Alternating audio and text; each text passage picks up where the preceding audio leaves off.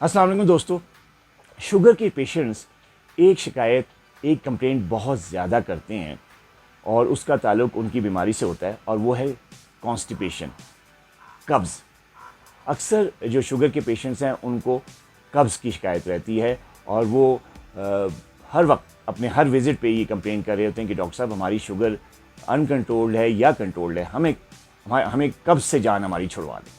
तो हम आज बात करते हैं कि ये जो डायबिटिक पेशेंट्स है उसमें कब्ज़ क्यों होता है, उसकी क्या वजूहत होती हैं, तो क्या इसका इलाज मुमकिन है कि नहीं और क्या इलाज है। देखिए दोस्तों, जैसे कि मैं पहले अपनी कई वीडियोज़ में बता चुका हूँ कि जो डायबिटीज़ है अगर वो अनकंट्रोल्ड है, कंट्रोल नहीं है, तो इससे जो खून की सप्लाई होती है, जो ब्लड सप्लाई होती है डिफरेंट ऑर्गन्स को, डिफरेंट अज़ा को, उनमें कमी आ जाती है, जिसमें गुर्दे भी शामिल हैं, हार्ट भी शामिल हैं, आँखें हैं, पाँव हैं, कई जिस्म के डिफरेंट जो अज़ाएँ उनमें खून की सप्लाई कम हो जाती है, नर्व्स में भी खून की सप्लाई कम हो जाती है। इसी तरह जो स्टमक है, मैदा है, उसकी ब्लड सप्लाई भी कम हो जाती है, उसकी जो नर्व सप्लाई है उसमें भी वीकनेस आ जाती है।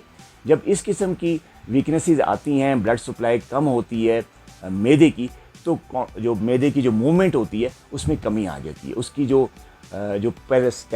पेरिस्टैटिक मूवमेंट होती है वो कम हो जाती है और उसकी कमी की वजह से जो है अक्सर हमारे डायबिटिक पेशेंट्स को कब्ज़ हो जाती है। अब कब्ज़ होने से ज़ाहिर है पेशेंट बहुत डिस्टर्ब फील करते हैं।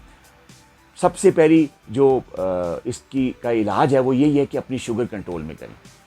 जितना लेवल आपका नॉर्मल रहेगा तो उससे आपकी सर्कुलेशन बेहतर रहेगी, खून का दबाव डिफरेंट अज़ा पे सही रहेगा, दुरुस्त रहेगा और वो अज़ा और नर्व्स जो हैं वो हेल्दी रहेंगे। इससे कॉन्स्टिपेशन से बचा जा सकता है। दूसरा इलाज इसका ये है कि मैंने देखा है कि हमारे अक्सर पेशेंट्स जो हैं वो जिनको कॉन्स्टिपेशन होती है उनमें पानी की कमी भी होती है, वो पानी कम इस्तेमाल करते हैं। जब पानी कम पिया जाता है तो फिर उससे भी कॉन्स्टिपेशन होती है। तो जिन लोगों को कॉन्स्टिपेशन है तो उनको मैं यही एडवाइस करता हूँ कि पानी ज़्यादा पिएं। एक बात ये। तीसरी जो इसका इलाज है, जो हल है, वो ये है कि अक्सर लोग बैठे रहते हैं, ख़ासतौर पे हमारे डायबिटिक पेशेंट जिनका वज़न ज़्यादा है या जिनकी शुगर कंट्रोल होती है, उनमें एक ख़ास किस्म की सुस्ती रहती है, तो हर वक्त बैठे रहते हैं। फ़िज़िकल एक्टिविटी का उनको काफ़ी मशवरा दिया जाता है। कई डॉक्टर्स, हम लोग भी कहते हैं कि जी फ़िज़िकल एक्टिव हों, एक्सरसाइज करें, लेकिन नहीं, जब एक्सरसाइज नहीं होती तो उससे भी कॉन्स्टिपेशन पे का इफ़ेक्ट होता है। और जिन लोगों को कॉन्स्टिपेशन होती है उसका सबसे जो बेहतरीन इलाज होता है कि अपने आप को फ़िज़िकली एक्टिव करें, भागें, दौड़ें, तेज़ वॉक करें, अपने मालिश के मशवरे के मुताबिक सुबह शाम एक्सरसाइज करें। इससे भी कॉन्स्टिपेशन जो है वो ठीक हो जाती है। इसके अलावा एक जो देसी टोटका हमें बड़े कभी अपने बुज़ुर्ग लोग बताया करते थे कि जी जब आपको कॉन्स्टिपेशन हो तो इसबगोल का छिलका इस्तेमाल करें। तो मैं भी अपने डायबिटिक पेशेंट्स को इसबगोल के छिलके का मशवरा देता हूँ कि बजाय किसी अद्वियात होती हैं कॉन्स्टिपेशन की लेकिन उनके साइड इफ़ेक्ट्स होते हैं, उन पे ना आए। उससे पहले कुदरती तरीके से, एक्सरसाइज से, पानी के इस्तेमाल से और अपनी शुगर कंट्रोल करने से और इसबगोल के छिलके के इस्तेमाल से आप अपनी कब्ज़ को ठीक कर सकते हैं।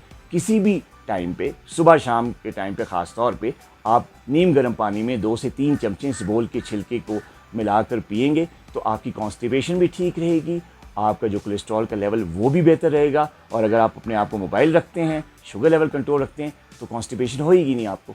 अपना बहुत ख्याल रखिएगा। अल्लाह हाफ़िज़।